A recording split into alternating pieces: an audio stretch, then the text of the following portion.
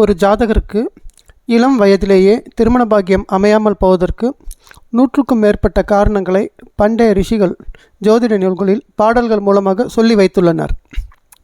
ஒரு திருமணம் ஏன் தொடர்ந்து தள்ளி தள்ளி போகின்றது என்று தினம் தினம் தவித்து கொண்டே இருப்பதை விட, ஒரு திருமணம் எந்த காரணத்தால் தாமதமாகிறது அல்லது என்ன தோஷத்தால் தாமதமாகிறது என்பதை துல்லியமாக தெரிந்து கொண்டால் அதற்கேற்ற முறையான பரிகாரம் செய்து தோஷத்தை நீக்கி விரைவாக திருமண பாக்கியத்தை அடைய முடியும்.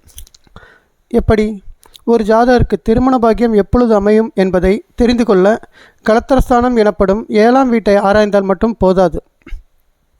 ஒருவருக்கு ஒரு குடும்பம் எப்பொழுது அமையும் என்பதை அவர் ஜாதகத்தில் உள்ள குடும்பஸ்தானம் எனப்படும் 2ஆம் இடத்தை வைத்துதான் முடிவு செய்ய முடியும். ஏனென்றால் திருமணம் நடந்தவுடனே அவருக்கென்று தனியாக ஒரு குடும்பம் உருவாகிவிடுகிறது. எனவே முதலில் 2ஆம் இடத்தை ஆராய்வது முக்கியம். எனவே ஒருவருக்கு திருமண பாக்கியம் அவர் வாழ்க்கையில் உண்டா இல்லையா என்பதை அறிந்து கொள்ள முதலில் நாம் 2ஆம் இடத்தை ஆராய வேண்டும். அடுத்ததாக, திருமணம் என்ற சுப நிகழ்ச்சி முடிந்தவுடன் அன்றைய தினமே ஜாதகருக்கு முதலிரவு சடங்கு நடத்தப்படும். இதில் ஜாதகருக்கு தாம்பத்திய சுகம் கிடைக்கும். அயன சயன சுக போக ஸ்தானாதிபதி எனப்படும் 12ஆம் அதிபதியின் துணை இல்லாமல் ஜாதகருக்கு தாம்பத்திய சுகம் கிடைக்க வாய்ப்பே இல்லை. எனவே ஒரு ஜாதகருக்கு திருமண பாக்கியம் அவர் வாழ்க்கையில் உண்டா இல்லையா என்பதை அறிந்து கொள்ள நாம் 12ஆம் இடத்தையும் அவசியம் ஆராய வேண்டும். அடுத்து, திருமணம் என்பது ஜாதகருடைய மற்றும் அவருடைய பெற்றோருடைய பல வருட கனவு நிறைவேறும் நாள். இதற்கு ஒருவருடைய நீண்ட நாள் விருப்பத்தை நிறைவேற்றி தரும் சித்தி ஸ்தானாதிபதியான 11ஆம் வீட்டின் அதிபதியின் பலத்தை ஆராய வேண்டும். ஏனென்றால் எந்த ஒரு ஜாதகத்திலும் ஜாதகரின் எந்த ஒரு விருப்பம் நிறைவேற வேண்டுமானாலும் சித்தி ஸ்தானாதிபதியின் அருள் வேண்டும்.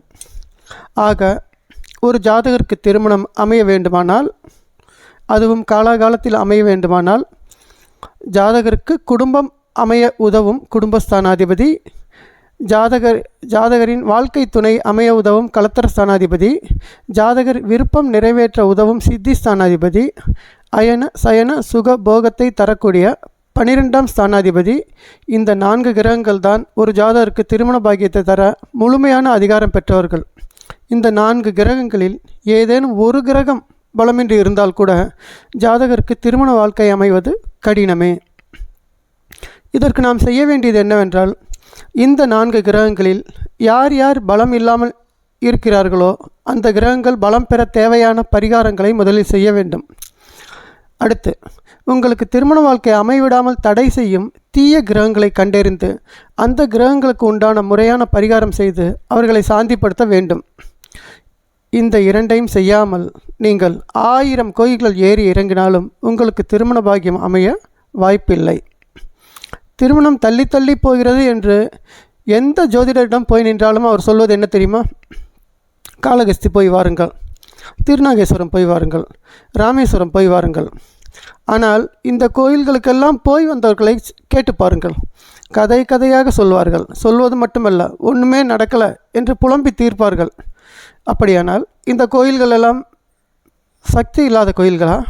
நிச்சயமாக இல்லை. எப்பொழுது காளகஸ்திநாதர் திருமண தடையை போக்குவார்? உங்கள் திருமணத்தை தடை செய்யும் கிரகமாக கேது பகவான் வந்தால் மட்டுமே காளகஸ்திநாதர் தரிசனம் உங்கள் திருமண தடை போக்கும். எப்பொழுது திருநாகேஸ்வரநாதர் திருமண தடையை போக்குவார்?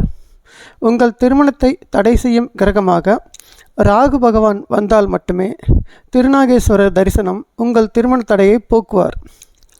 எப்பொழுது ராமநாத சுவாமி திருமண தடையை போக்குவார்? உங்கள் திருமணத்தை தடை செய்யும் கிரகமாக புத பகவான் வந்தால் மட்டுமே ராமநாத சுவாமி தரிசனம் உங்கள் திருமண தடையை போக்குவார். பலரும் நினைப்பது போல் திருமணத்தடை என்பது பாவகிரகங்களால் மட்டுமே வருவதல்ல. சந்திரன், சுக்கிரன், குரு போன்ற முழு சுபகிரகங்களாலும் வரும் என்பதை தெரிந்து கொள்ளவும்.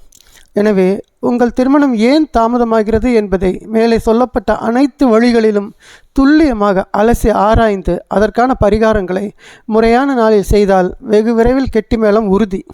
வாழ்த்துக்கள். ஒரு ஜாதகத்தை நாங்கள் எப்படி ஆராய்ச்சி செய்கிறோம்? ஜாதகத்தை துல்லியமாக கணிப்பது முதல் படி. எனவே முதலில் எங்களிடம் வரும் ஜாதகத்தை NC லஹரி முறையில் துல்லியமாக கணிக்கிறோம். ஏனென்றால் ஜாதகம் தவறாக கணிக்கப்பட்டிருந்தால் எல்லாமே தவறாகும். அடுத்து 9 கிரகங்களின் பலம் பலவீனம் என்ன என்பதை ஷட்பல கணிதம் மூலம் துல்லியமாக கணிக்கிறோம். இதன் மூலம் தோஷம் தரும் கிரகம் எது என்பதை துல்லியமாக தெரிந்து கொள்ள இயலும். தோஷம் தரும் கிரகம் எது என்பதை துல்லியமாக தெரிந்து கொண்டவுடன் என்ன பரிகாரம் செய்தால் அந்த தோஷம் நிவர்த்தியாகும் என்பதை கண்டறிந்து ஜாதகருக்கு தெரியப்படுத்த இயலும். நாங்கள் குறித்து தரும் நாளில் சொல்லப்படும் பரிகாரத்தை செய்து ஜாதகர் தோஷத்திலிருந்து விடுபட்டு மன நிறைவுடன் திருமண வாழ்வில் அடியெடுத்து வைப்பார். எங்களிடம் ஜாதகம் பார்க்க என்னென்ன விவரங்கள் தேவை? ஜாதகர் அல்லது ஜாதகியின் பெயர், பிறந்த தேதி, மாதம், வருடம், சரியான பிறந்த நேரம், பிறந்த ஊர், அருகிலுள்ள பெரிய நகரம், இவ்வளவு போதும்.